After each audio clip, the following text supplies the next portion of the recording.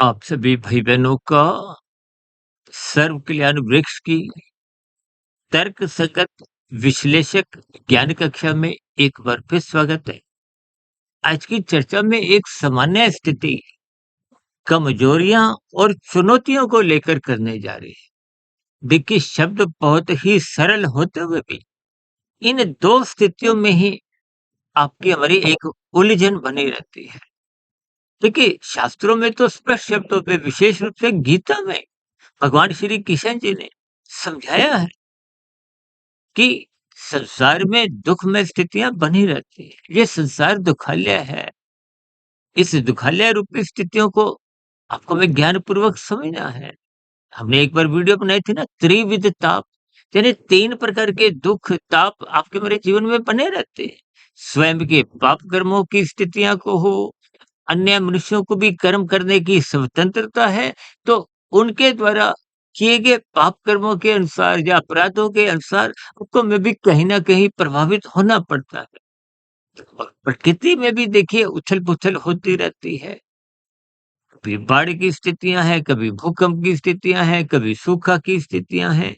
इसलिए कि ये सभी स्थितियाँ आपके हमारे जीवन में कुछ न कुछ प्रभाव डालती हैं। इसलिए बाहर की चुनौतियाँ तो देखिए बनी रहती हैं, लेकिन परमात्मा ने हम सभी भाई-बहनों को बाहर की चुनौतियों से लड़ने के लिए, जीतने के लिए एक विशेष एक बुद्धि दी है, तन के स्तर पर समर्थ दी है, मन के स्तर पर इन सभी स्थितियों को लड़ने के लिए एक समर्थ को हो, इच्छा शक्ति आपको बनानी है। यदि मन के भीतर आपकी कमजोरियाँ बनी रहती हैं, तो वो कमजोरियां मन के भीतर की ही वो बाहर की चुनौतियों से लड़ने नहीं देती। देखिए, स्थितियां कुछ हो सकता है आपको दार्शनिक रूप से समझ नहीं भी आ रही हो। देखिए, स्थितियों को आप जितना जितना गंभीरता पूर्वक लोगे, देखिए संसार में मैंने बताया ना, अब इस बात को एक उदाहरण से समझिए कि आप हम सड़कों पे जो चलते हैं, जूते चप्पल पहनकर ही चलते हैं। देखिए, जूते पहनने का मतलब क्या है कि रास्ते में कोई कंकर पत्थर, कोई और देखिए कोई ऐसी पदार्थ आपको पीड़ा ना दे, आपको चलने में कोई कठिनाई नहीं आए। यानी कि ये कंकर पत्थरों को आप बाहर की चुनौतियों से भी समझ सकते हो। इन चुनौतियों से एक जीतने के लिए देखिए, हम जो चप्पल जूते पहनते हैं, विशेष रूप से देखिए हम जो जूते पहनते हैं, इन जूतों को पहनने से हम उन कंकर रूपी सड़कों पर या जो भी एक दार्शनिक भाव से देखिए समाज की स्थितियां हैं, आप अपने लक्ष्य की ओर बढ़ते हैं। लक्ष्य की ओर बढ़ने का अभिप्राय क्या है? ये रास्ते की जो कठिनाइयां हैं, ये रास्ता का अभिप्राय संसारी स्थितियों से है, अन्य मनुष्यों के प्रभाव से है, प्रकृति की एक अन्य सामान्य स्थितियों से है। देखिए, ये सभी स्थितियाँ आपको प्रतिदिन ही कहीं न कहीं एक चुनौतीपूर्ण मिलती रहती है। लेकिन इन सभी स्थितियों को आपको ज्ञानपूर्वक लड़ना होता है, संघर्ष करना होता है और संघर्ष करने के लिए ये जो मन बुद्धि की स्थितियाँ हैं, देखिए तन के स्तर पर परमात्मा ने को में मनुष्य जोनी में एक समर्थ दी है।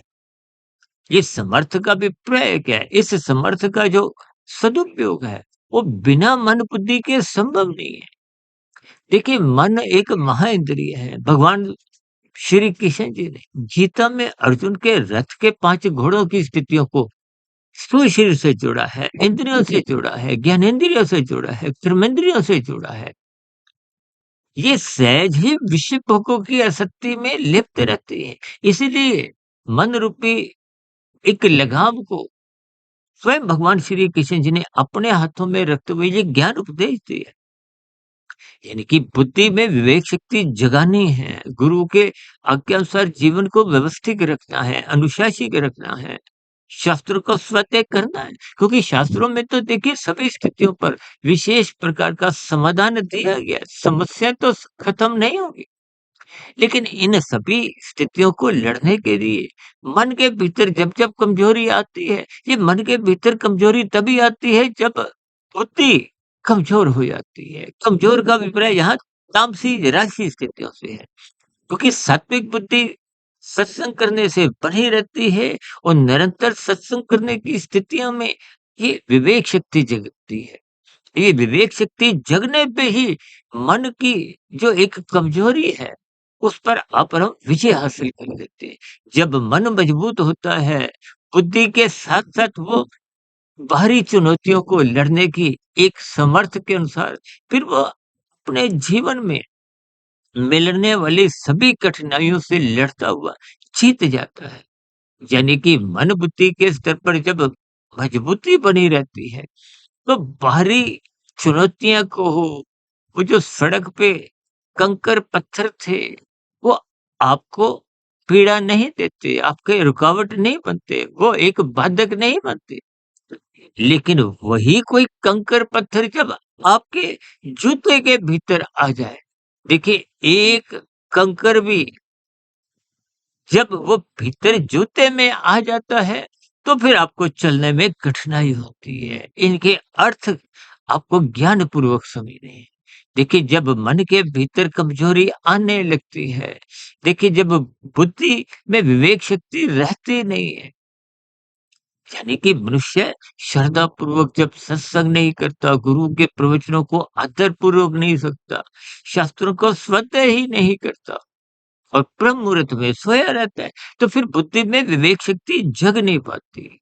फिर मन विषय भोगों का आसक्ति में रहता हुआ परमात्मा स्थितियों में या आलस्य में रहता है, तो फिर बाहरी चुनौतियों से लड़ने की जो एक समर्थ परमात्मा ने प्रकृति की व्यवस्था द्वारा आपको में दी है, उस समर्थ को आप खो देते हो। यानी कि मन बुद्धि के स्तर पर कमजोरियां बनी रहती हैं, तो फिर बाहरी चुनौतियां वो आप पर हावी हो जाती है।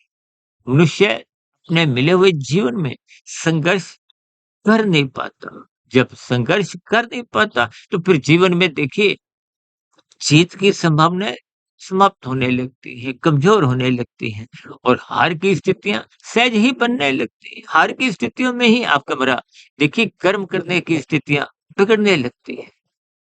यानी कि मनुष्य विषय भोगों की आसक्ति में रहता हुआ पुरुषार्थ करता नहीं है, तो बाहरी चुनौतियों का सामना कर नहीं पाता, जिसके फलस्वरूप मनुष्य कानून का उल्लंघन करता है, क्योंकि फिर वो छोटे रास्तों का इस्तेमाल करता है, विभिन्न प्रकार की हेरा-फेरी, चतुराइयाँ करता है, जिसके फलस्वरूप आजकल तो देखिए डिजिटल अपराध होने आरंभ हो गए। इसका अभिप्राय क्या है कि मनुष्य छोटे रास्तों से अधिक धन बटोरना चाहता है, संग्रह करना चाहता है।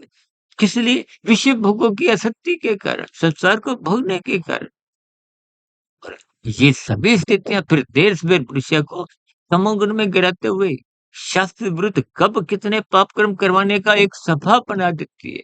उस स्वभाव के बन जाने पर मनुष्य कब कितने पाप कर्म करता हुआ अपना कर्मशय बिगाड़ता है, संस्कार बिगाड़ता है, और ये बिगड़ा हुआ कर्मशय और संस्कार कारण शरीर को दूषित करता है, और दूषित कारण शरीर स्थूल शरीर के मरने पे पुनः मनुष्य जोनि की प्राप्ति करवा नहीं पाता। और ये जो अधोगति की 80 लाख प्रकार की जोनियां हैं, उन जोनियों में कर्म फल सिद्धांत के अंतर्गत आप और हम जाने को विवश हो जाते हैं। भले ही साधारण परिस्थितियों में देखिए दो शब्द किसी के मरने पे बोल दिए जाते हैं कि अमुक अमुक मनुष्य का स्वर्गवास हो गया, लेकिन परमात्मा की व्यवस्था में प्रकृति के कर्म फल सिद्धांत के अनुसार इन सभी स्थितियों को जब तक आप ज्ञान पूर्वक नहीं समझते, क्योंकि प्रकृति की 80 लाख प्रकार की जो नीचे की तामसिक जोनियां हैं, इन जोनियों में देखिए बहुत ही आश्चर्यजनक अनुपात है। आप देखिए ना, मेरे पीछे कितने ही वनस्पति की स्थितियां हैं, इतनी जोनियां हैं। 20 लाख तरह की तो वनस्पति जोनियां हैं, 9 लाख तरह की जल